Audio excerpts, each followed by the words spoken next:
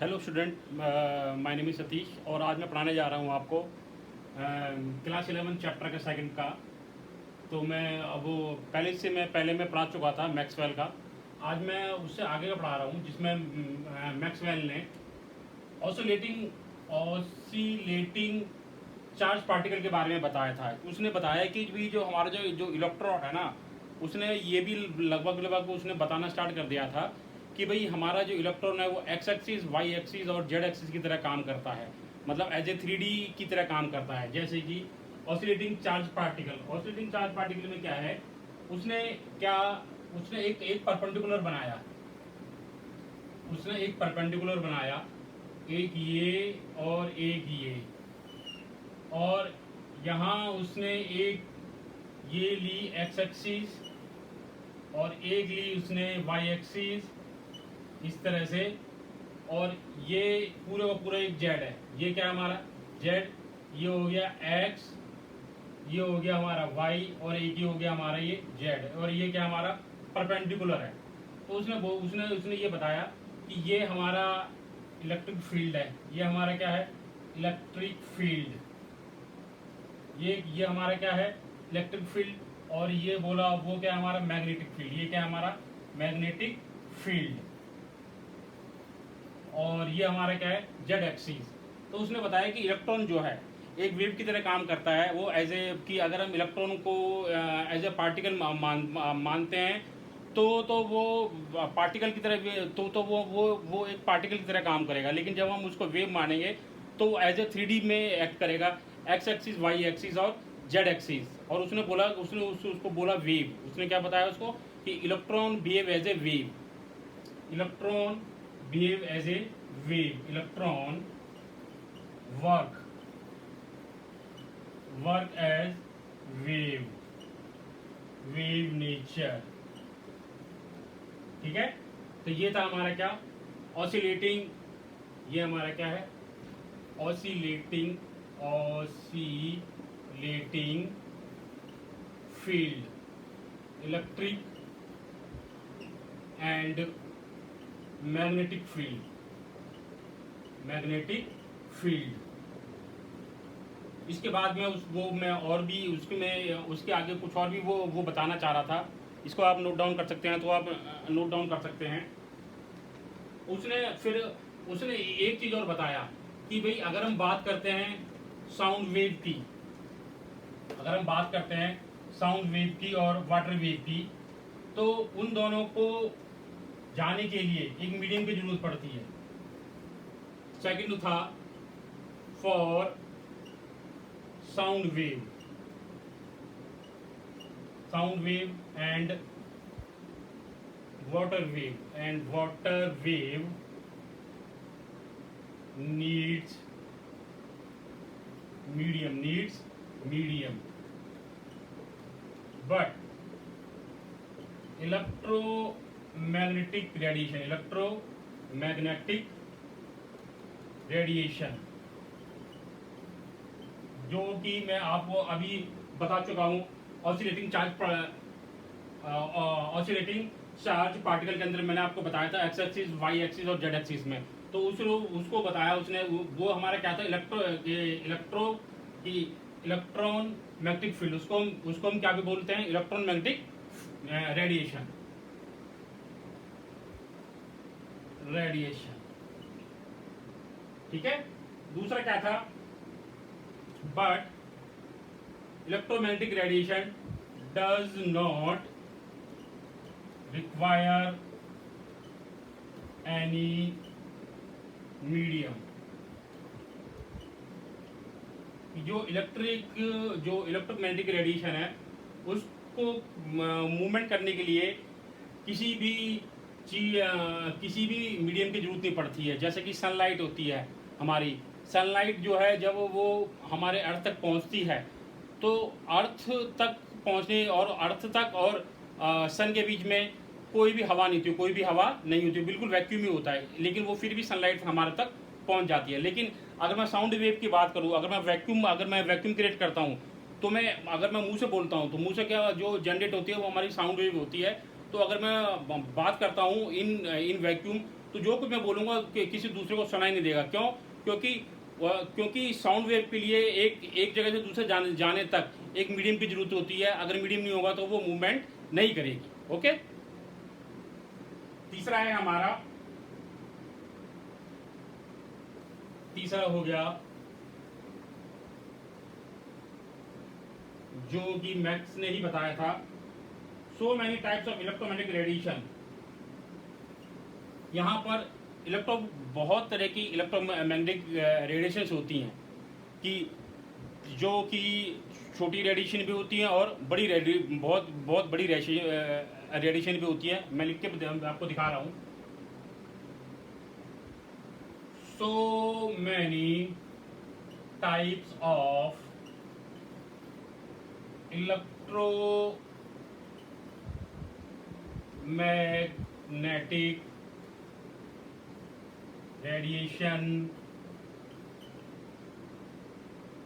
differ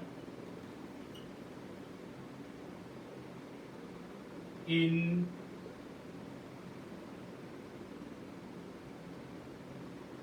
wavelength और frequency।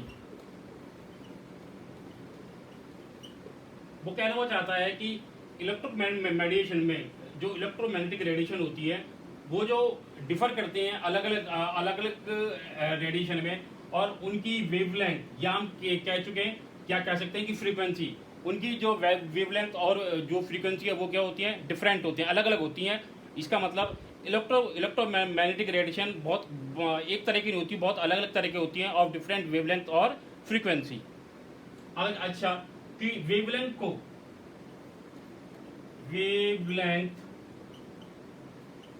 बोला गया लैम्डा, और फ्रीक्वेंसी को डिनोट करते हैं न्यू, है ना। और एक चीज और भी है, वेव नंबर, वो मैं आगे बताने वाला हूं। लिखना चाहते हैं तो आप इसको लिख सकते हैं।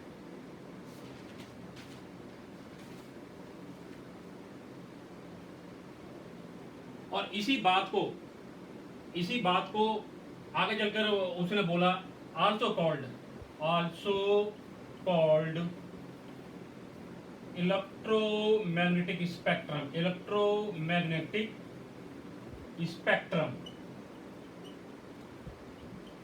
जिसके अंदर फिर मैंने बता दिया अभी आपको कि वेवलेंथ को हम लैम्डा से डिनोट करते हैं, फ्रीक्वेंसी को हम न्यू से डिनोट करते हैं। लिखना चाह रहे हैं तो आप लिख सकते हैं। मैं आगे इसको रख करके आगे लिखने जा रहा हूं।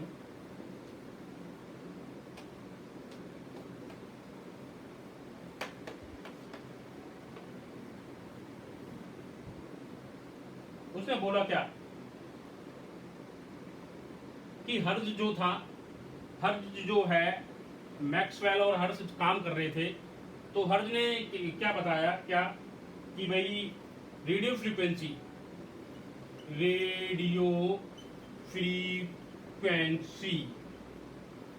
दूसरा लिया उसने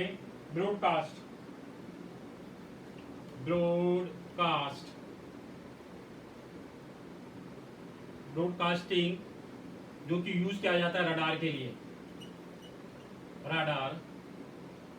दूसरा हो गया इंफ्रारेड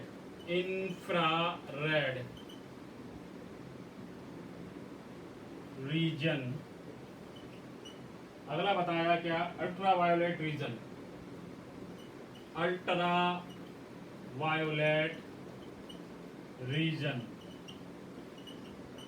और उसके बाद में और आगे नेक्स्ट वाला है, मैं लिख दूं ब्रॉडकास्ट फ्रीक्वेंसी होता है 10⁻⁶ हर्ज। ये साइंटिस्ट का नाम है हर्ज, HERTZ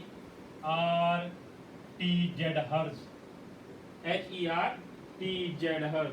दूसरा है हमारा ब्रॉडकास्ट, ये होता है 10⁻10 हर्ज। अगला हो गया हमारा इंफ्रारेड हो गया हमारा 10⁻13 हर्ज।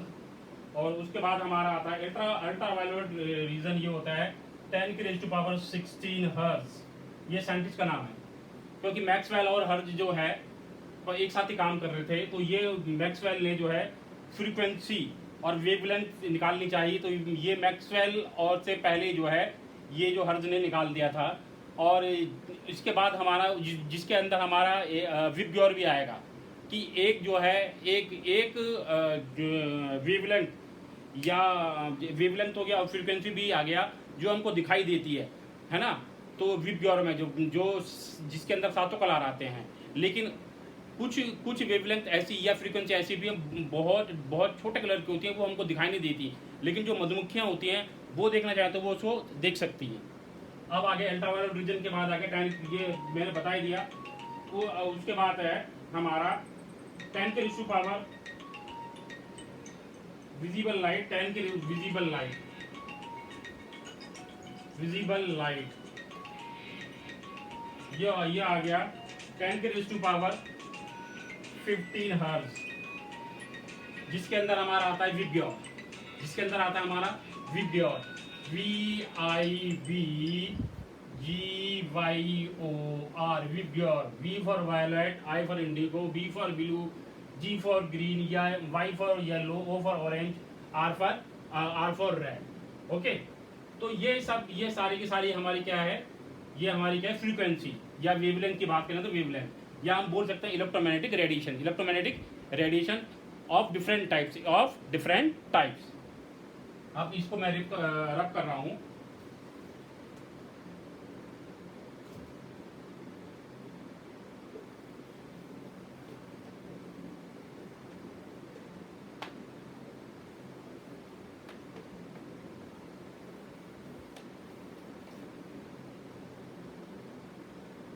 अब फ्रीक्वेंसी की जैसे मैं बात करूं, frequency is equal to nu, और अगर मैं उसकी बात करूं यूनिट की, तो इट इज यूज्ड, यूनिट हो गई इसकी पर सेकंड, यूनिट हो गई इसकी पर सेकंड और हर्ज। दूसरा हो गया हमारा वेवलेंथ हो गया हमारा लैम्डा इज इक्वल टू, तो वेवलेंथ की जो होती है यूनिट उसकी होती है मीटर, इसकी क्या होती है मीटर। और जो HZ जो हर्ज था, इसका फुल फॉर्म होता है हेनरिच हर्ज, HERTZ, साइंटिस्ट का नाम है हेनरिच हर्ज। और इसकी यूनिट हो गई वेवलेंथ की M हो गई, और इसकी हो गई, ये दोनों SI यूनिट होती है, ये दोनों क्या होती हैं SI यूनिट। अब जो है ये बताया गया कि अगर कि वैक्यूम होती है, वैक्यूम के अंदर भी हमारी जो है लाइट वो प्रोपोगेट कर सकती है, इस तरह से लाइट जो है हमारी प्रोपोगेट कर सकती है। तो उसको बोला, अब ये लाइट जो बताया था, ये कि लाइट के अंदर की हमारा जो सनलाइट होती है, तो ये भी हमारी जो है ये लाइट जो है वो प्रोपोगेट कर सकती है, यानी इलेक्ट्रोमैग्नेटिक रेडिएशन। तो उसमें बोला C is equal to nu into lambda. अब C is equal to 3 into 10 की रेज़ टू पावर 8 मीटर पर सेकेंड, स्पीड ऑफ लाइट। ये होती है स्पीड ऑफ लाइट, यानी कि अगर मैं न्यू की वैल्यू जानना चाहूं तो C upon nu is equal to lambda, ये भी हो सकती है। अगर मैं किसी भी चीज पर ये भी कैलकुलेट कर सकता हूँ, ये भी कैलकुलेट कर सकता हूँ, ये भी कैलकुलेट कर सकता हूँ। ये तो मेरे को गिवन है पहले से ही, ये तो हमको पता ही है। इन दोनों में से मेरे को एक चीज गिवन है, तो दूसरी मैं कैलकुलेट कर सकता हूँ। ठीक है, आगे है हमारा कि भाई वेव नंबर। अब वेवलेंथ, फ्रीक्वेंसी और वेवलेंथ में फर्क ये है, अगर मैं बात करता हूं फ्रीक्वेंसी और वेवलेंथ में फर्क हमारा क्या है, कि अगर मैं फ्रीक्वेंसी की बात करता हूं तो अगर मैं एक पॉइंट लूं, ठीक है, और यहां से जितनी भी वेव, अगर मैं ये लेकर चलता हूं, ये हमारी क्या है वेव है एक, तो एक पॉइंट से जितनी भी वेव एक सेकंड में निकल जाएंगी, कि number of frequency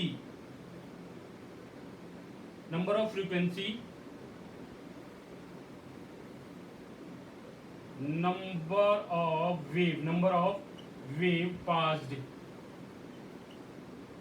in 1 second in from a point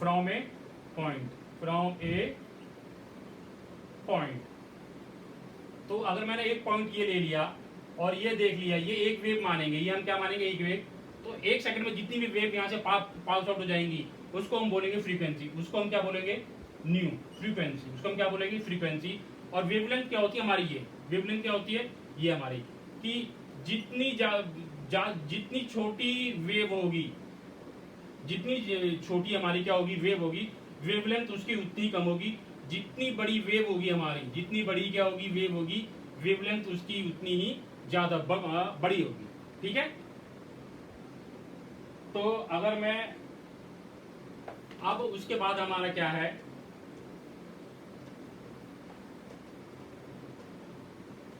wave number, आगे हमारा क्या है, वेव नंबर। वेव नंबर को डिनोट करते हैं हम न्यू लैम्डा, इसको हम बोलते हैं number of wavelength per unit length, number of wavelength, number of wavelength per unit length, per unit length, per unit length, कि जितनी भी वेव हमारी पास आउट हो जाएंगी, है ना, बस कितनी, पर यूनिट ऑफ लेंथ की, पर यूनिट ऑफ लेंथ की। तो इसकी यूनिट होती है पर मीटर और पर सेकंड, पर मीटर और पर सेकंड, है ना। और अगर मैं बात करूं, अब अगर मैं बात करता हूं इसकी, कि ये तो ऐसा यूनिट होती है मीटर, और इससे भी अगर छोटी यूनिट होगी तो मीटर, और ये हो जाएगी पर सेंटीमीटर, बट नॉट एसआई, ये हमारी नॉट एसआई यूनिट, ये हमारी एसआई यूनिट नहीं होती है, not SI unit. SI unit जो होगी इसकी, एसआई यूनिट जो होगी वो केवल क्या होगी हमारी,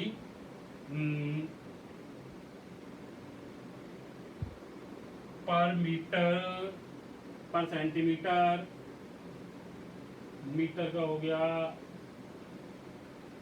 वेवलेंथ। एसआई यूनिट जो है हमारी पर सेकंड हो जाएगी, पर सेकंड, ये हमारी हो जाएगी ऐसा यूनिट है, पर सेकंड। ठीक है। उसके बाद हमारा आता है, उसके बाद हमारा है, ये लिखना चाहते तो लिख सकते हो, प्लैंक्स क्वांटम थ्योरी। उसके बाद हमारा है प्लैंक्स क्वांटम थ्योरी। उसके बाद हमारा आता है Planck's PLANCK Planck's quantum theory. Planck's quantum theory के अंदर पहला क्या है, ब्लैक बॉडी रेडिएशन। पहला क्या है हमारा, ब्लैक बॉडी रेडिएशन। इसने बताया था हमारा black body radiation, black body radiation, black body radiation. Black body radiation असल में क्या चीज है, कि कोई भी जो हमारी बॉडी है वो किसी एनर्जी को पहले एब्जॉर्ब करती है, और एब्जॉर्ब करने के बाद फिर वो उसको एमिट करती है, निकालती है। उसको हम बोलते हैं ब्लैक बॉडी रेडिएशन। कि पहले कोई भी बॉडी, अगर कोई भी बॉडी किसी एनर्जी को एब्जॉर्ब करे और फिर एमिट करे, इसको हम क्या बोलते हैं, ब्लैक बॉडी रेडिएशन। दूसरा आता है हमारा क्या, कि ejection of electron from metal surface, ejection of electron from metal surface, from metal surface, from metal surface. यानी कि जो हम आगे पढ़ेंगे, photo electric effect, photo electric effect. ठीक है। तीसरा हमारा आया वेरिएशन ऑफ हीट कैपेसिटी और डिफरेंट टेम्परेचर। अगला है हमारा, तीसरा है, इसको साथ रब कर सकता हूँ, जो भी मैं लिख रहा हूं तो आप साथ साथ में उतारते रहिएगा। तीसरा है हमारा क्या, तीसरा है हमारा, third one is variation of heat capacity, variation of heat capacity, variation of heat capacity at different temperature, कि जैसे जैसे मैं वो टेम्परेचर को बढ़ाऊंगा तो हीट एनर्जी जो है वो बढ़ती हुई चली जाएगी, और जब हीट एनर्जी हमारी बढ़ती हुई चली जाएगी तो उनकी फ्रीक्वेंसी और वेव लेंथ में डिफर होगा, उनकी फ्रीक्वेंसी और वेव लेंथ में क्या होगा, डिफर होगा। चौथा है हमारा line spectrum of atom. Line spectrum of atom with reference to hydrogen, with reference to hydrogen। ठीक है, अगला है हमारा कि भाई अब इंटेंसिटी, अब ये बता दिया था हमारा प्लैंक्स कांस्टेंट ने, और ये जो है हमारा variation of heat capacity at different temperature, कि अगर मैं टेम्परेचर को इंक्रीज करता हुआ जाऊंगा तो एनर्जी उसकी बढ़ती चली जाएगी, उसकी एनर्जी जो है वो बढ़ती चली जाएगी। एक उसके लिए एक ग्राफ बना दिया था इंटेंसिटी और वेव नंबर के लिए, वो वेवलेंथ के लिए, एक जिसके लिए एक ग्राफ भी बनाया गया, मैं दिखा देता हूं।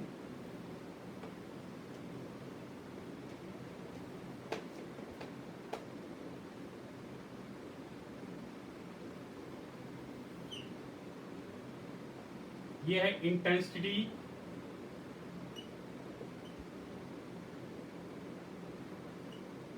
और ये हो गया वेवलेंथ, और वेवलेंथ इसमें लिया गया है नैनोमीटर में। किसमें लिया गया है, नैनोमीटर इक्वल टू 10⁻⁻⁹ मीटर। ठीक है, और यहाँ पर ये ले लिया है, ये यहाँ पर ये है हमारा 1000, 2000 और 3000। ये हो गया हमारा 1000, ये हो गया 2000 और ये हो गया हमारा 3000। और इसके लिए उन्होंने ये बताया कि ये इस तरह से एक ग्राफ बना दिया था, और एक ग्राफ जो है इस तरह से बनाया, ये T2 टेम्परेचर और ये T1 टेम्परेचर, कि उसने ये बता दिया क्या कि जैसे जैसे हमारा टेम्परेचर इंक्रीज होगा, तो फ्रीक्वेंसी हमारी क्या हो जाएगी, लो हो जाएगी। फ्रीक्वेंसी क्या हो जाएगी हमारी, लो, है ना। और जो हमारी वेवलेंथ है वो वेवलेंथ है वो क्या हो जाएगी, बढ़ जाएगी।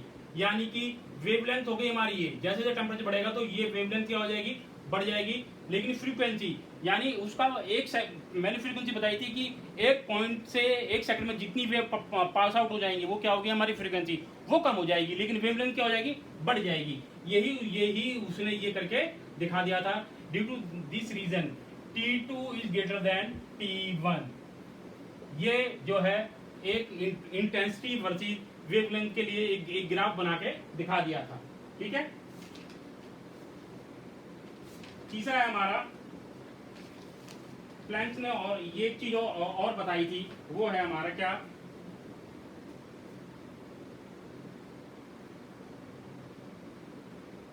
जिसको रब कर देता हूं।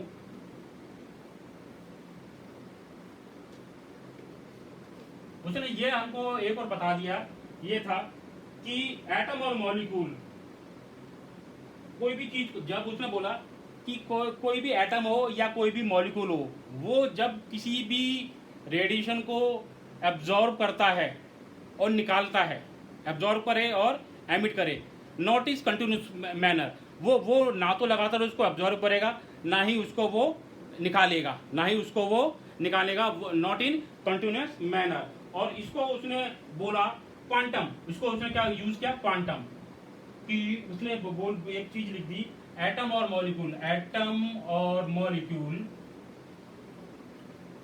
एब्जॉर्ब एनर्जी और emit in a continuous manner. वो ना तो लगातार उस एनर्जी को एब्जॉर्ब करेगा, ना ही निकालेगा। और इसी चीज को उसने बोला called quantum mechanics, quantum mechanics, quantum mechanics. Okay student. और अगला मैं आपको पढ़ाऊंगा इसके बाद फोटोइलेक्ट्रिक इफेक्ट। फोटोइलेक्ट्रिक इफेक्ट अगर इसमें भी कोई प्रॉब्लम वगैरह आती है तो मैं अपना नंबर और नाम लिख रहा हूँ, तो आप मेरे को कॉल भी कर सकते हैं या व्हाट्सएप पर भी जो है वो आप मुझको मैसेज के थ्रू जो हम मेरे से पूछ सकते हैं। कोई शक? मैं यहाँ पर लिख के देता हूँ, सब कुछ आपको लिख के भेज रहा हूँ। क्या है? सतीश सर, मोबाइल नंबर हो गया 9773588960 for chemistry, for class 11th and 12th। Okay.